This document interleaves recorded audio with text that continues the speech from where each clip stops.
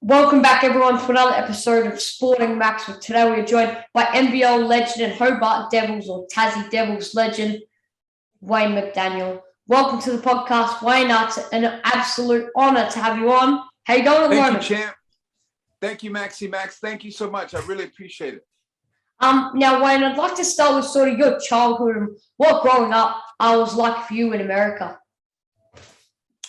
Well, youngest of about 5 brothers and a couple of sisters, and didn't really start playing basketball until I was probably your age, probably 14, 15 in there, and just kept growing and growing, and got to 6'3.5", 6'4", and became a really good shooter, and then made All City my second year, and then my second year and my senior year in high school, and kind of went from there. So what was playing basketball like for you, and what did it mean to you, as you mentioned, like a 14, 15-year-old? Well, it was a way for me to get out of heartache, hardship.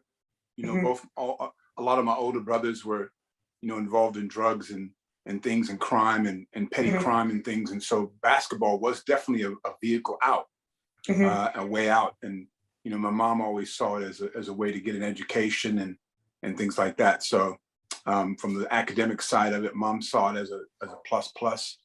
And from the peer side of it, from the competitive side of it, from the growing side of it, I saw it as a big adventure, really.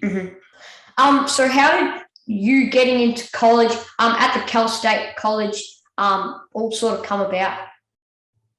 Well, I went to just before my last year of high school, I was in a car accident. So I was hit by a car. I fractured my fibula and tibia, compound fracture, sat out about 3 months, came back and played my senior year in San Francisco. And then I led the city in scoring. Wow. And so, then I had quite a few offers, Division I, Division II schools. And the best bet for me at that stage was to play junior college and get my game back. Played 2 years at San Francisco City Junior College, very successful teams, national prominence, won our state, fabulous powerhouse team. Played 2 years there, and then transferred to Cal State Bakersfield under Coach Bobby Dye. And 2 years there was fantastic. It was a Division II school, but it had a nice profile, great program. Bobby Dye and his staff, great coach. And we played in the Division II tournament my senior year against Doc Rivers and Horace Grant and Larry Nance at Clemson. And then I came to Australia after that. I came back from that experience, had a summer in the summer league down in Riverside where Magic Johnson was a featured star, Reggie Theus was a featured star. And then I went back to San Francisco and then got a call from John Greenberg, the rec director, who said, look, there's a possibility that you could be placed in Australia as a player. And I took that opportunity, and So why did you want to sort of come down? 38 years later, I'm still here. So why did you want to sort of come down to Australia, play with the Adelaide 36ers, I think it was at the time? Yep. So I had an offer to play in the Philippines, and there was a buddy of mine who played in high school with me, Francois, who played in the Philippines. So that was kind of attractive. But then my mother's girlfriend met and knew an Australian guy. And so she'd been to Melbourne a few times. And so she said, look, Melbourne is a spot. Australia's, that's the place you want to be. Culturally, it's better fit. People, lifestyle, everything was a better fit. So it was an easy decision in the end, and an easy transition to go from America to live in Australia, to come out to Australia back in '83.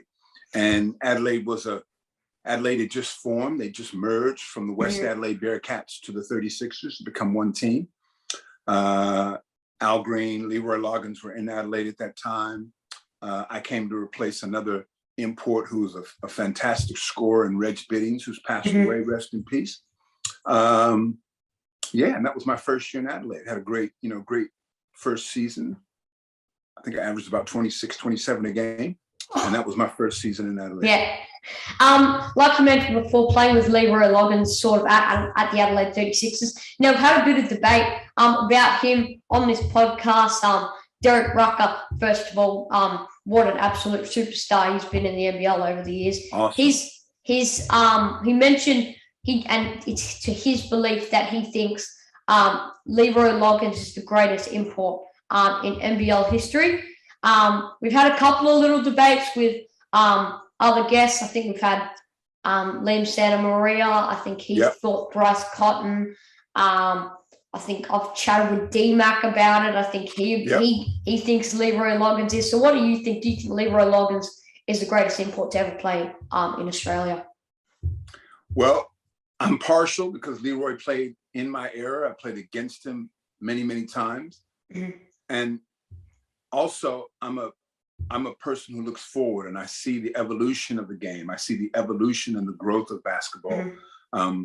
In terms of both Australian players, natural, born Australian players, and American imports on both sides. So I look at Bryce Cotton, and I've seen what he's done over the last few years. And Corey Williams has a very valid point that I think for me right now, if I look at it as objectively as I can, and knowing Leroy is a friend of mine, and to put that aside and say, look at it just as objectively as you can. Mm-hmm. To me, I go to, and they're both great players, and they both bring, great skill sets. For me, Bryce is a more pure scorer, right? He is a more dynamically pure scorer in terms of just his ability to get to a spot, to, use his quickness, use his first step, et cetera, et cetera.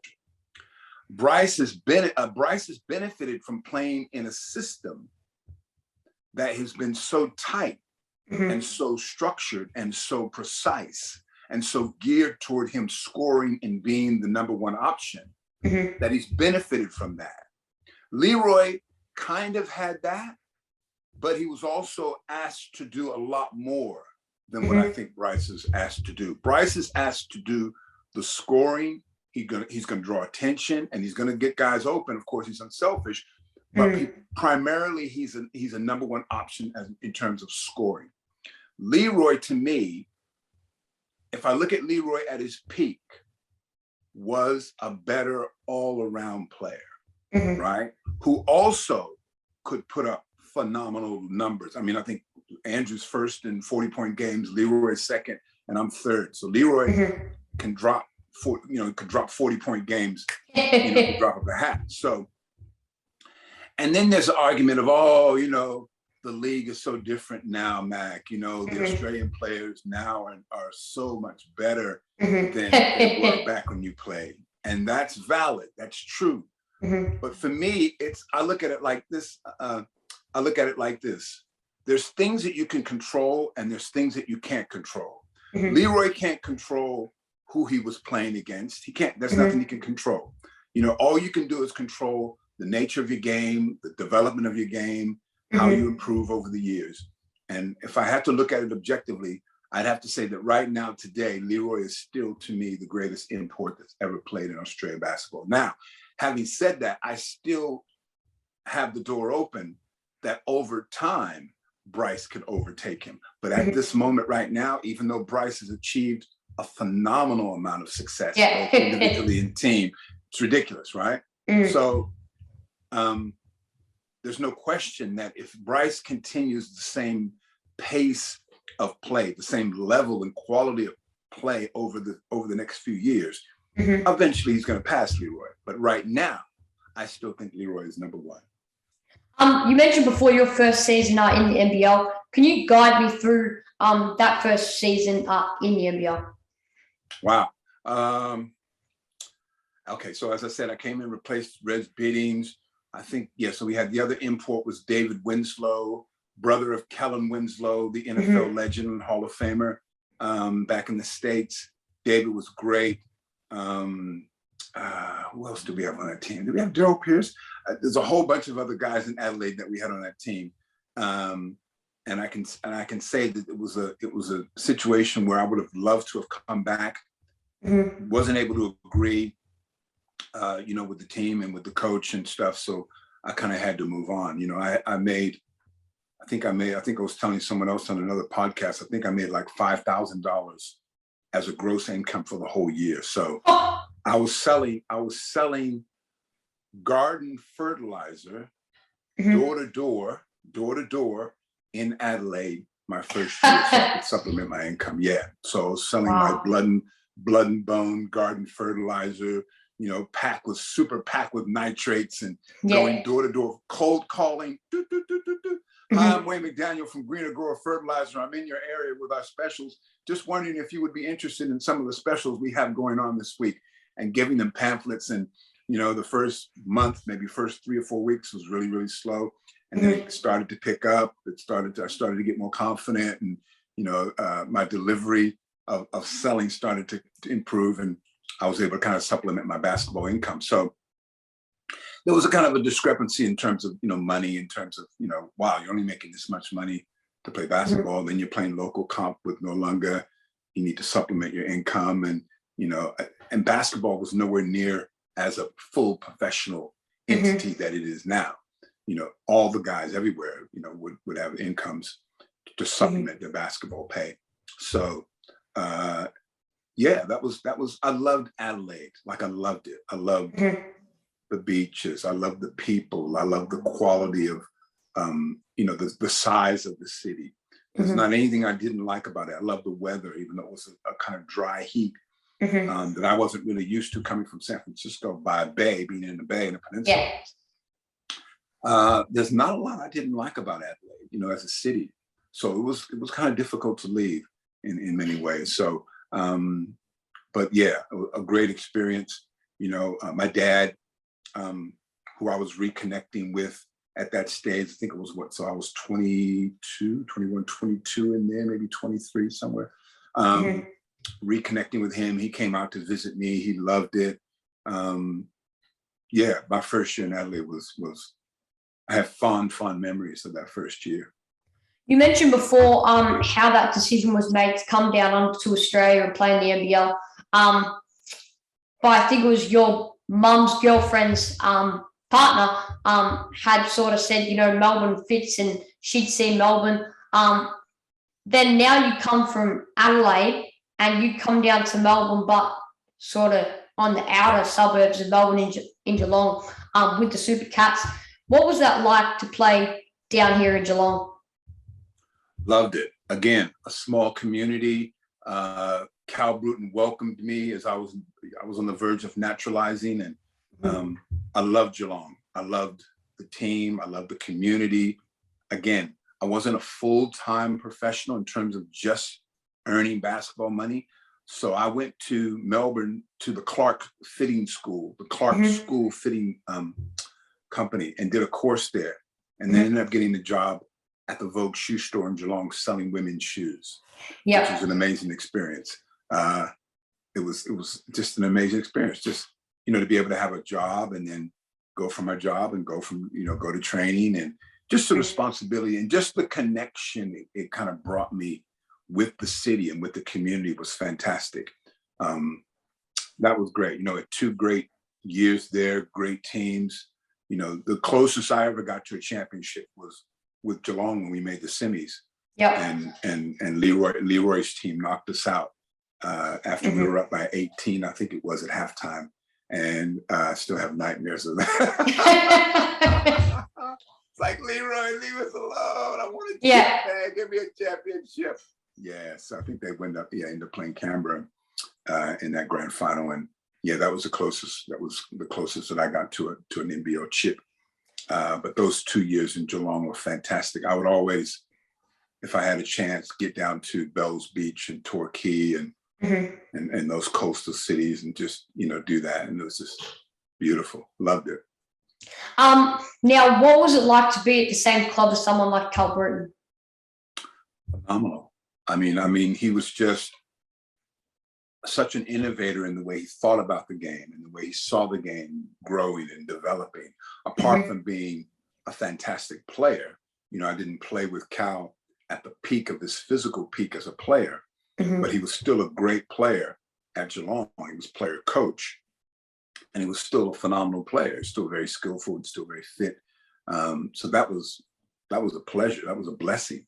And the lessons that I was able to learn from Cal and James and Danny and Brad, Big Bad Dalton, were lessons that I still have today, that I still use today in terms of just being professional off the court, especially James in terms of, his wanting to go into business, and Cal in terms of just ideas and connecting with people.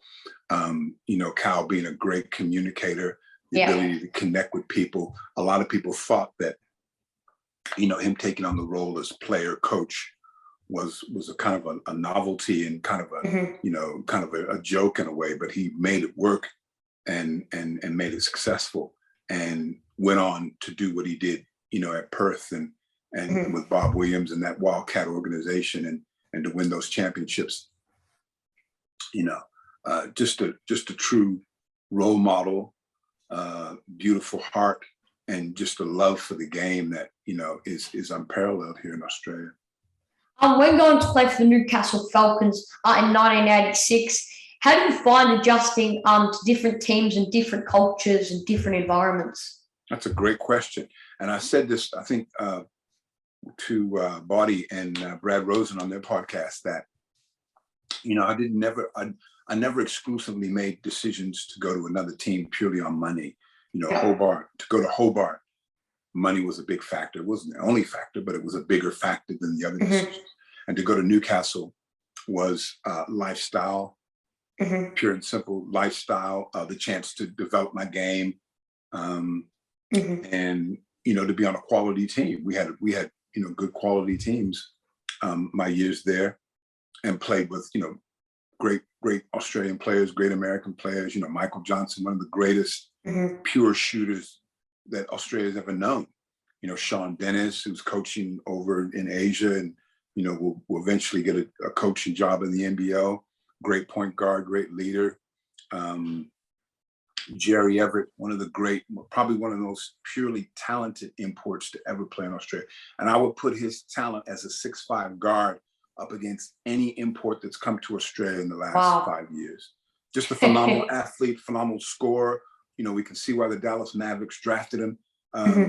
Just to play with him was amazing talent. Big Derek Polk, former Globetrotter, our big man. So that was we had a great nucleus there, and I would have loved on many ways for that team to stay together. We got bought by Basil Sellers and the Sellers group, who I think eventually bought the Sydney Swans as well from Jeffrey Elliston. And there were just some changes in coaches and things, and as you kind of are privy to as an athlete. And the NBL was also on the cusp of just becoming professional. I still worked in Newcastle too when I played for the Falcons. I was a builder's laborer on the Garden City Shopping Center in Newcastle. And so, that was, talk about hard yakka. That was incredible. Like, I'd have to be on site at 7:15 sharp. Couldn't be any later. If I was, my pay would get docked. These guys came down from Queensland, this construction group, to build this big shopping center in Newcastle. And I took the job as a laborer. So, they're on site by 7, 5 days a week, work till 3, have a little bit of a break, come home, either train at Broadmeadows just playing basketball, or I would go to Broadmeadows, and then after maybe an hour and a half of training, I'd go to the Nautilus Center in Newcastle and do weights 3 times a week, and then play the games on the weekend. So I was Newcastle's kind of like the cusp of me rolling into my physical prime. Just getting fitter and learning about the power of the mind and how I could apply that to basketball, and how I could apply things like visualization to the power of basketball. Newcastle was a big shift for me psychologically and emotionally, just as a person as well as a player. So I've got fond memories of Newcastle and Redhead Beach. Oh my God, what a beach! One of the most beautiful beaches in the world. Now in 1988, you were selected in the NBL All Star team in this season. What did it mean to you to be recognised for, the work you put in throughout the regular season, and then, like you mentioned before, doing the hard yards? You have to be on a work site at 7:15. You finish at 3, you have a break. You go train, and then after training, you even go out and do weights. Right. I can remember coming home, having a cup of tea. I think I was writing letters or something. And I'd gotten the information that, you'd made the All-Star team and such. Mm-hmm. And then I think I was writing letters. That's right. I was writing letters back home to my nephew and my mom and different people, not about making the All-Star team, just letters in general. And then it just dawned on me. I was like, wow, you're gonna be an All-Star. I was like, cool, that's so cool. And I just had this little tear and stuff. And that was, like that experience was just amazing. Like, I remember the pass that Carfino gave me between his legs, and I went up and dunked it, and it was so exciting. And just the whole atmosphere, just the knowledge that basketball was starting to become. You know what I mean? What it could become. It was like that. It was right on the verge. That '88 season was like almost a tipping point, and that Aussie All Star Game was phenomenal. All these great players, Aussie players, Shane Hill, and Darryl Pierce, all these great Aussie players, selected to play as well. And Dave Simmons, Ben Simmons' dad. I didn't dunk on him in the All Star Game. I think he was on my team, but I certainly dunked. I definitely smashed one and crushed one on him in Hobart. And, for sure. And 2 years ago, maybe about 2 years ago, we had a joke about it. So Ben had come up to play junior basketball for Victoria up in Castle Hill, I think it was, or Hornsby, up or somewhere north of Sydney. Sam had come over my son Sam had come over from the South Australian team, and they were playing together. And I think Dave was there, and I said something about, you remember the dunk I got on you in Hobart? And he's like, Mac, don't remind me. And Mark and I get Mark Brackey on Facebook, and Mark would be like, oh no, I don't know what you're talking about.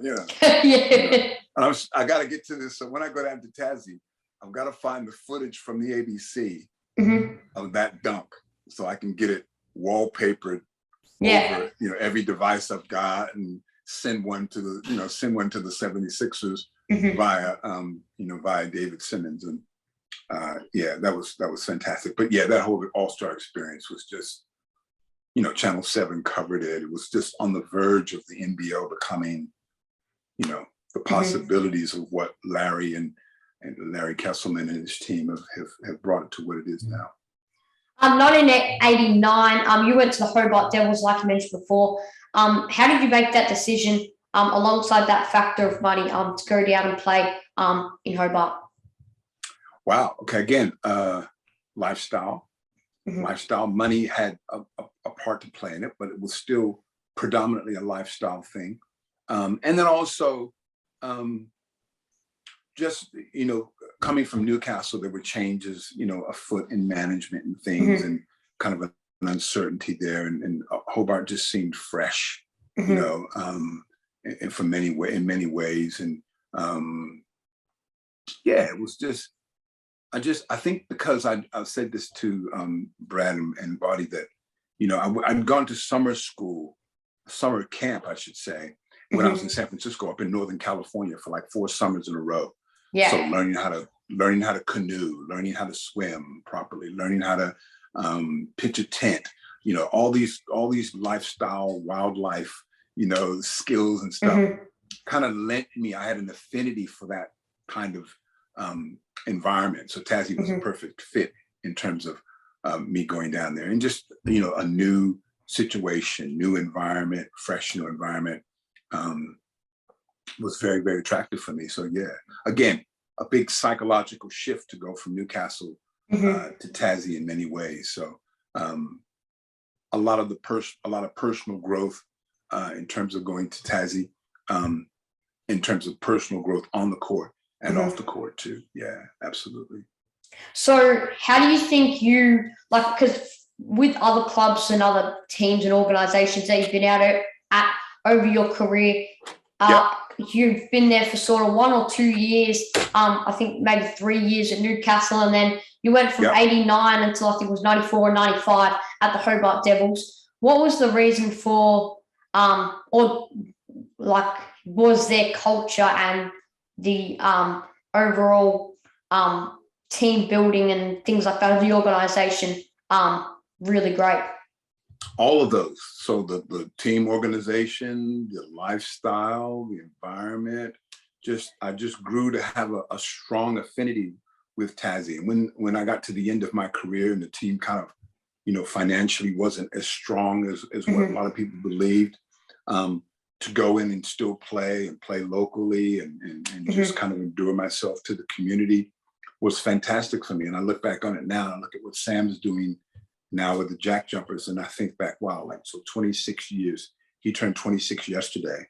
So 26, 27 years, I was kind of on the verge of moving into different things, coming back out of playing with the Devils, to do some work on the ABC and to do some work in radio and to move out and do some other things was fantastic. So Tassie was and continues in many ways to be an area of growth for me in terms of just as a person. Yeah. So it's kind of like it's got a spiritual hold on me in a lot of ways. Now, after another 3 times being an NBL All Star, how do you reflect on all those All Star experiences?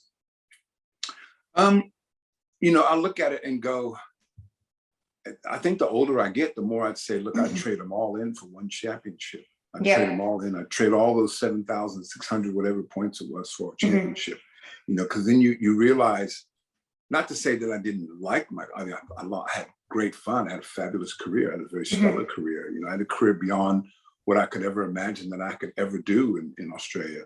And I always knew after the first few years that I was going to make, Australia home in one way, one way or another in some capacity. So, it was just the growth to be able to keep growing and to see basketball as it's grown from the early 80s to the mid 80s to the early 90s, and then, to the later 90s where it kind of had maybe a lull in terms of its popularity and things. And then to see Larry and his crew come back in and revitalize and reprofessionalize the league in many ways has been phenomenal. So yeah, it's been fantastic in that sense. In terms of all-star selections, they were great. They were fabulous. But at the end of the day, it's the championships. And, I'd trade them all in for one chip. I'd be like, yeah, just give me one chip I can buy. I'll flip you 4 all-star appearances for one championship. Where my signs? Sign right here, back there you go. Give me those all-star selections, buddy. Here's your ring. Thank you very much. Yeah. It's about the chips, because it's what connects you deeply with other players. It's those connections. And I had great memories with all the guys I played against and played with, and, from Adelaide to Newcastle to Geelong to Tassie. And it's great. You see players that you played against and you reminisce and stuff like that. But to know that you've gone through that journey, that season, all that hard work, all that preseason hard work, and then to get the ultimate prize at the end is priceless. Yeah. Yeah. Now you've sort of, how did you make the decision, to retire from the NBL? Just got too old. And I knew that, my body wasn't the same. Also knew that I wanted to do other things. I knew eventually I would come back to Sydney. Knew that I wanted to do more acting. Knew that I wanted to do different production work in terms of things that revolve around acting. So I knew that eventually I would come back to Sydney and pursue that. So yeah, it was an easy fit in many ways. And then also too, the club in Hobart going through what it was going through financially, and just change of personnel and coaches, and different directions the club wanted to go in. All that factored in. Yeah, it was like a beautiful, perfect storm. And I look back on it now and I think it was perfect because I then met my partner in Tassie. We moved to Sydney. And then within a year or two, I get an agent. Well, actually, no, I go on a Dance FM station as an announcer. And then after about 4 or 5 months of that, I get an agent. And then I start doing theater productions and getting movie roles and stuff like that. So it was fantastic.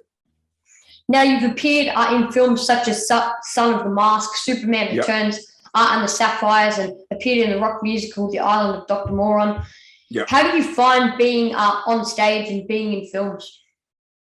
Wow. So I just got a script sent to me from a good friend of mine who actually was on the radio station that I was on way back in the early 2000s. It was before the Olympics. I think it was the year after the Olympics. So it was about 2001. And so, I'm getting scripts all the time. And this script is fantastic. And I love acting. I've always acted. The first play that I did was the John Steinbeck play of Mice and Men. I played Crooks in that.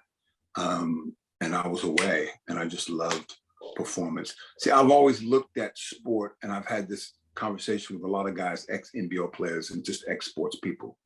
I've always looked at sport as art, as performance art. Now, obviously, there's a competitive nature of it. There's a competitive win-loss bottom line within sport that you don't have in art as such. But you do in a certain way because you're relying on the reaction of the fans, the reaction of the immediacy of the people on stage who are watching you. And so do a play on, when I did Fedston at the Opera House, I was so honored to be able to do that because one of my idols is Paul Robeson, the great African-American singer and actor that goes way back. And so he sung for the builders, the people who were building the Harbor Bridge, sung on the steps of the Opera House and stuff. So that brought a tear to my eye too, to be able to perform 8 shows a week at the Opera House in a major production with a major role with great, fantastic Australian actors was fantastic. I knew that I was in rare company. So the stage production stuff has been amazing. The movie roles have been fantastic, and they continue. As I did Risen last year, which was Australian production, sci-fi production.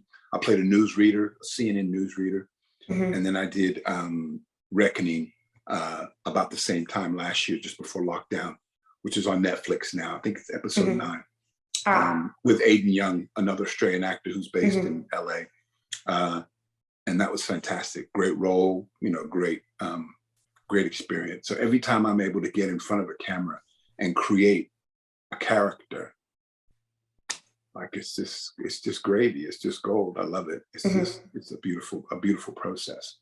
Now I've watched The Sapphires a couple of times now. I actually watched it in class. I think it was last Friday on the last day of school. We finished watching it, and I was sort of listening and watching it pretty intently. And when I saw you, I was like, not going to be mates. I'm like, oh my goodness. I'm like, look, it's Wayne McDaniel.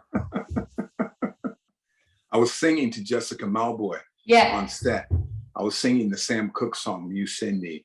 I was singing it to her, and she kept saying, go on. I was like, no, we got to go on set. We got to go back on set. She said, no, just one more. That was a great experience. Memorable. I'll never forget it. How do you think and feel and think when you watch your son, Sam McDaniel, win a championship with Melbourne United and now play for the Tasmania Jack Jumpers? Again, emotional tears on many levels. The first level is the fact that I went down to Melbourne and flew down, and I had to turn back and come home because I didn't realize I was living in a hot spot. So I couldn't see. I flew down on the day of the grand final, the day that they won the chip. And I had to fly back to Sydney because I was in a hot spot. And they put me on a plane to go back to Sydney. So I was devastated. So then that was a devastating moment. I had a tear in my eyes as we flew back up to Sydney and then watched Sam get the chip. Was beautiful. But to see him evolve and grow as a player, it's fantastic. Like to see for him to be a completely diametrically opposed type of player than I was. I was a pure scorer. He's a phenomenal on-ball defender. An elite defender in the league who's evolving his game into more scoring, more all-around game as a scorer. It's just fantastic to watch, and so I can't wait to get down to see some of their home games. So do you think he's from my perspective, he's taking on such a great leadership position in this Tasmania Jack Jumpers environment alongside Clint Steinel? I think he does. I think he has that capacity, and I think he's naturally going to evolve into that, being a more vocal player, a more vocal leader. There was a play, I watched the game last night, and I was like, there was a play in the fourth quarter where I think McDaniel Johnson lost the ball. Sam picked it up, created the fast break, gave it to Jack McVeigh. He went into the post, put up a shot, and there were 3 Adelaide players in the paint. And Sam was spotted up on the weak side at the 3-point line, and I was screaming at the top of my lungs, "Reverse the ball!" And he shot it, and it was just errant, and there was no jack jumper even in. I remember that, and I think McVeigh missed that one too, and DJ got the rebound. Yeah, he missed it. DJ got the rebound, and Sam was all alone at the 3-point line with his feet set, ready to receive it and deliver. And I was just screaming to Jack, like, "Reverse the ball!" So. But no, it's beautiful. Like, it's beautiful. And as I said in the opening, they're a young team evolving, learning to trust each other. And the beautiful thing is that they're all playing hard, and they're all they seem to generally have a good camaraderie amongst each other, which is fantastic. What's your best advice to anyone who wants to be a professional basketballer and be successful like yourself? Wow. You're such a good podcaster, man. Thanks. You're good. You need to go viral. You need to go global, man, because you're good. Oh, thank you. I would say, love what you do. Use your mind, not just your body. So train hard, train smart, but use your mind. Use the capacity of your imagination to visualize where you want to be. And, a lot of people who aren't athletes or who don't consider themselves as quote unquote creative people kind of look at it and go, visualization, come on. I don't want this woo-woo, airy-fairy stuff. I don't want to believe in that stuff. Hard work, man. You get in, you do it. Yes, you do it. You do both. You go in and you do the hard work and you put in the hours, but then you also put in the hours up here to develop and nurture your mental capacity to see yourself as the best version of who you can be as a player in terms of developing and nurturing your skills and all that. So I would say, love what you do. You have to, like Steve Jobs said, you have to love what you do. Life is short. So to love what you do, irrespective of the money you earn from it, love what you do, provide service, right? So if you want to be a good player, then see yourself not just as a certain player, but as a player. I'll never forget when they interviewed Charles Barkley and they were like, "So what do you see yourself like, as a power forward, a small forward?" And he said, "No, I see myself as a player, a basketball player." And that's the way we have to see it. Like, you have to have that growth mindset. And that growth mindset is an open way of seeing yourself and your possibilities and your potential. Not to close yourself off and go, "Oh, I am this," and just stay in that lane and never have the courage to go out of that lane to create another lane for yourself. So love what you do, work hard on the physical, but work even harder on the mental. All right. Thanks, Wayne, for coming on the podcast today and putting aside, 50 minutes or so of your time to come on and have a chat. It's been an absolute honor to have you on. You're a legend, man. You're going to have your own media empire one day. Oh, thank you. It's greatly appreciated. No worries, buddy. Take care. You too. Stay tuned, everyone, for some more Sporting Max.